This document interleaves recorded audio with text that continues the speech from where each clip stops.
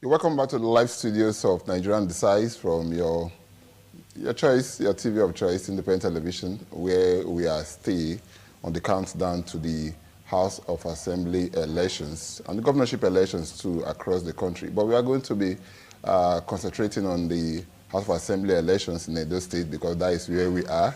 The governorship election is not within our reach now until next year. But let's hit the road running. We have our first guest that will be joining us via Zoom. We have the Edo State Inec Resident Electoral Commissioner for Edo State, Obo Efanga. Mr. Efanga, good morning. Good morning. So good to have you. Thanks, same here. I know your plate is very full now, so many things to be done and all of that. We want to find out, can you take us or bring us to speed with what you guys have done concerning the preparations for the House of Assembly election, please? Okay, thank you very much for the opportunity. We, on Wednesday, moved the sensitive materials from the central bank to the local government area offices of Inec. Okay. And so yesterday, those at the local government areas had meetings with the stakeholders, showed them the materials, and they've started batching the materials so that today they will move to the registration area centers, what we call the racks, where people will camp overnight, so that early tomorrow morning they will deploy to the respective polling units where the elections would be conducted in. If as at Wednesday, Mr. Efanga, is it Thursday now, you distributed some of these sensitive materials, just like you did before we had the Presidential and National Assembly elections, and we still have some kind of hiccups. What's the guarantee now that these things will get to the polling units on time? Because I recall the last time we had you here, you told us you distributed all of these things 2 days before the election, and the issue of late arrival of materials still cropped up. How are you trying to address this time around? Okay, so last time we actually deployed from the central bank on Thursday, and why we did that was because all our materials didn't come in early enough. It was the day before Wednesday night that the last of the materials got in. So on Thursday we deployed, but this time the materials have been in since. So on Wednesday we deployed to the local government areas, and they've had time, the people in the local government areas have had time to start arranging those materials one by one, polling unit by polling unit. And they've also had time to have trainings with the supervisory presiding officers yesterday, refresher trainings, and today they'll be having refresher trainings for the presiding officers and the assistant presiding officers. Then later today, they will move to the registration area centers, that's the RAT. Unlike in the previous election, when some of them moved to the RATs quite late, they have all the time today to move to the RATs and get things going.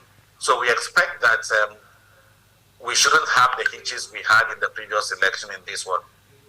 Mr. Efanga, you see, Wednesday, don't you think Wednesday will be too early to send these things, or Wednesday was too early, putting into cognizance that these materials are very, very sensitive? They could be at the risk of insecurity. Some things could happen to them. Well, we took advantage of the security arrangements we have. Remember that when we are moving the materials, we move them with armed security personnel to the local government areas, and the local government area offices of INEC are also well secured with armed security persons. And of course, the political parties and other stakeholders there are also aware of this. So everybody has shown an interest in preserving the materials and the personnel for the election. So we're working with other stakeholders to ensure that everything goes well. And so far, things have gone well with these arrangements. Ever since the last election, after the last election, a recurring decimal that has been there since then to this point is the issue of beavers. So many people were expecting so much from INEC during the conduct of the election that beavers will be used to deploy the results and all of that. But it's like at the end of the day, I don't know how to put it now, because somebody said INEC promised overwhelmingly and performed underwhelmingly. Can you take it off from there, please? Well, I think that sometimes people's perception or views about an election is often defined by the outcome of the election rather than by the process. So for some people, simply because their preferred candidate did not win the election, then the election was a total failure. For some other person, because their candidate won the election, then it was all right. But we are more concerned about the process. And what are the processes we are talking about here? People went out to vote. We turned up for the elections. People were accredited. Nobody voted without being accredited. Okay? And those who got accredited voted. The votes were counted openly and publicly. The votes were recorded against the political parties, and declarations were made on the basis of those valid No, Mr. Rek. You see, what you told us, or what Okoye had been telling us, Festus Okoye, your spokesman, so we'll call him now, and even your chairman, Mahmoud Yakub, is that the election results will be uploaded through your beavers, that as they are coming, you will be seeing them. But that's not what some of us saw, especially at the International Conference Center, your Inec Coalition Center. That's not what we saw. Okay, so I think you are talking about the presidential election results. That is it. Yes, we have also admitted that we had glitches in the system during the upload of the results. And those results have eventually been uploaded. Now, let us see the management of election results. Like I keep saying, elections today are won and lost at the polling unit. So what was to be uploaded were the polling unit results. And about 97% of those have been uploaded now. The ones that are not uploaded would be that in those places there were no elections or there were disruptions, so there's no election result to upload. But all the election results that existed have been uploaded. Now, the result that is uploaded, what I will encourage Nigerians to do, especially for those people who are complaining, is to go to the portal and check the election results for their respective polling units. So if you were in polling unit A, an election was concluded there, the votes entered and results read out, and a snapshot of that was done. Political parties were given copies of that election result at that polling unit. They can now cross-check if what is uploaded on the IREF is different from what they had and what they saw on the ground. That would be the basis for saying that the election result that was used was not real. The fact that it was not uploaded at that time does not mean that the result did not exist. And under our process, we are still doing manual counting, manual collation, and manual publication of results. The upload on the IREF was only to assist the manual. So even where the IREF was alive, in an election, it is not the result in the IREF there that tabulates itself.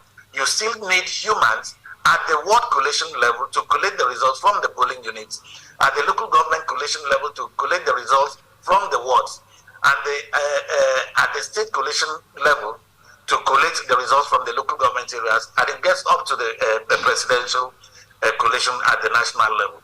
So what we need to stress is that whatever result comes out at the final point is the reflection can be traced to the result from the polling unit, which not only INEC has a copy of, but the political parties also have the copies of that result. Anyway, let's not dissipate our energy too much on that. It's just that since you guys promised that the results were going to be uploaded electronically, almost everybody was expecting it to be like you promised. But that notwithstanding, I recall that after the whole thing, just like you mentioned now, that you guys had some kind of glitches, because that's a new word to me. We were having hitches, now it's now glitches. Those glitches, have they been taken care of? Are we expecting that the result this time, they'll be transmitted electronically? Yes, that's what we'll do. That's what that's what is going to happen?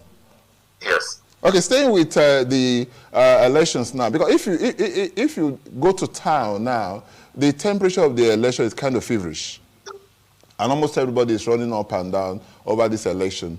And people are still having these trust issues with Inec and all of that. So people are feeling so disenchanted that I will say they may not come out to be part of this election because they are going to have a kind of apathy to it just because of what Inec did in the last election. What are you trying to allay the fears or remove this kind of things from their minds, that of the electorate? Well, happily for us in Edo State, we've not had so many complaints about what's happening in the elections. And we have the House of Assembly elections, 24 seats are up for grabs. And if we know that, I imagine that the electorate in Edo State are aware of the fact that these are the people who are going to determine, who will have more impact on their lives because they determine the things at the local level. The members of the House of Assembly represents the lower level, well, let's call it the middle level of governance in Nigeria, if we also count the local government system. So these are the people who are going to work with, at the state level, with the governor, checkmate the governor, become the checks and balance to the executive arm of government in determining the affairs of the state. So it is important that members of the public show a lot of interest in who represents them, because the election will come out. If only a few persons come out to vote, election results will be announced based on the few persons who have come out to vote, and they will be representing the rest of the people in that constituency.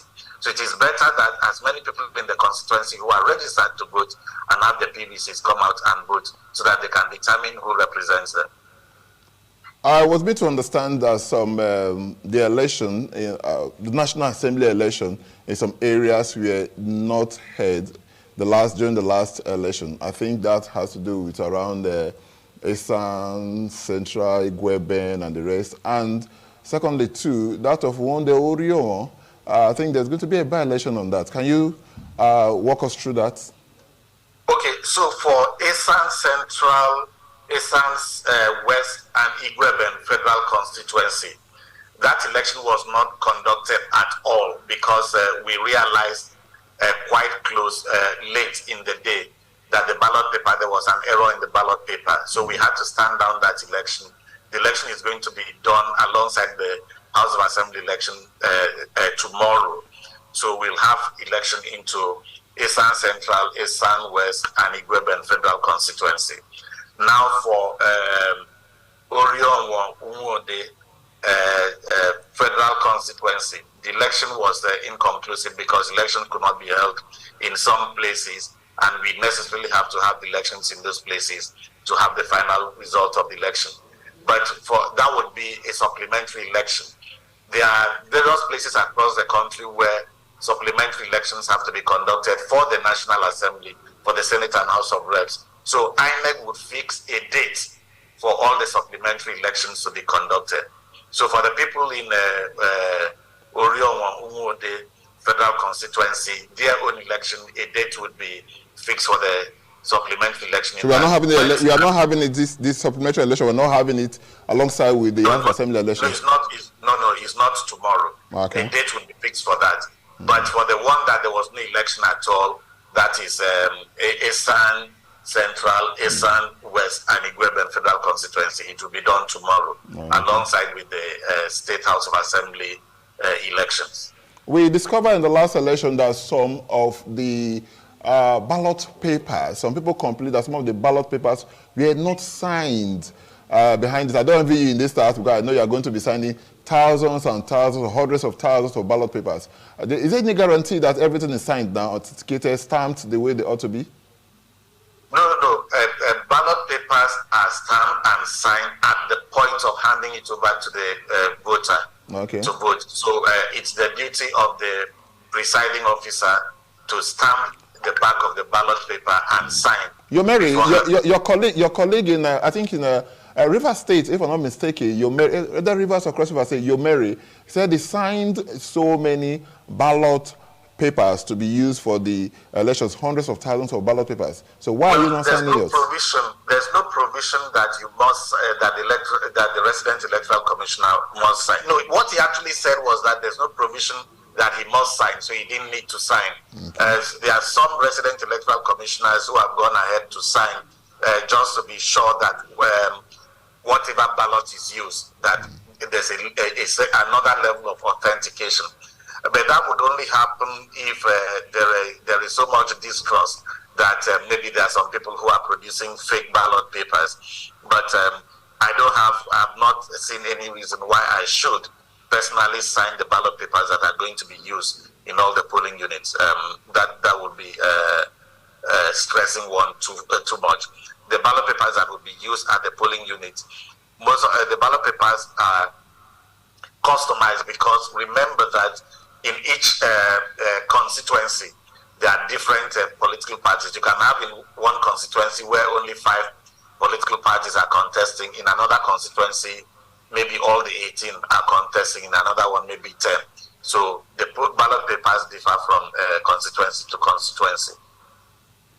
Let me take you back and lead you to the last presidential election in Edo State here. Owina Primary School at Iduowina community. Some people experience a kind of things that as little as the ink for the ink pad was finished, that so much so that somebody has to bring his biro. I was trying to see how he could extract ink from his biro for people to use, and that's what so many people use on that day to vote. I don't understand. If small things like ink pad could be missing on the day of election, I don't know. The bigger things, how secured are they? Because I still need to take you back to this security thing. I know we started off from there. Okay, let me explain. I imagine that what may have happened there could have been that maybe the ink pad dried up at some point. But then again, we thought we had some of those incidents, not only in Edo State, but in the other parts of the country. We have the ink pads enough to go around. Perhaps some of them were dry, having been bought over time because they are bought centrally and sent to the state. But what we've also done is to have extra to make sure that for each set, for each polling unit, we have extra in case one goes bad, then you can use the other one. And this also goes to add, remember I said the other time we deployed from the central bank on Thursday to the local government areas, but this time we did it on Wednesday. So the local government areas have had enough time to batch their materials and ensure that in every election bag that is going to each polling unit, all those materials are there, and we are adding extra just in case anything happens. Maybe an ink pad goes dry, and then so we don't have that kind of embarrassing situation. I'll stay with that same Owina Primary School, because that day I was there late in the night. We had this issue, or the people there, the electorate had this issue of light when it came to counting the ballot papers. So much so somebody had to, donate his generator, and in no time they connected lights for them to use. And quite right, because of the size of the electorate now, it's possible that these elections could go into the night. Should they go into the night? How do you take care of such emergency of maybe providing light for your ad hoc staff or your people there to ensure that nothing gets missing, because nobody can count the ballots in the dark? Yeah, I think that was an exceptional situation, and that could also have been the case because we started late. We admit that we had those hitches and started late. But what we've done this time is to ensure that the polls will actually open on time. We'll open at 8:30, and if people start voting at 8:30, it's unlikely for you to have a polling unit where people will still be voting late at night. But we know that some activities may go on late at night, like the collation and declaration of winners, depending on how large the constituency is. So in those collation centers, we certainly have arrangements for power supply in those places. Should I allow you to talk to the Edo electorate the next 30 seconds? What will you tell them? Well, it's to assure them that we are ready for the elections, and we encourage people, as many people who have registered to vote and have their permanent voters cards, to come out and vote, because this election is very important. They are going to determine those who will determine their affairs at the state level, the people who will make the laws at the state level, the people who will serve as check and balances on the executive arm of government and even the judicial arm of government. So we expect people to, this is an election that is their own. The people they are going to vote for are people they probably know one-on-one in their communities. And so it is good for them because you know these persons very well. Come and decide who among the candidates should represent you. Mr. Obo Efanga, Inec, Edo State Rec. Thank you so much for spending your time with us. Thank you very much. That was a resident electoral commissioner in charge of Edo State Inec. He's been sharing with us, telling us what to do and what we should be expecting this time around for us. We hold the House of Assembly elections in Edo State. He has advised you, he has told you that all your fears, just keep them aside, come out tomorrow in your numbers and vote for candidates of your choice. We'll just take a little break now. We'll come back in no time to continue from where we stopped. Good morning.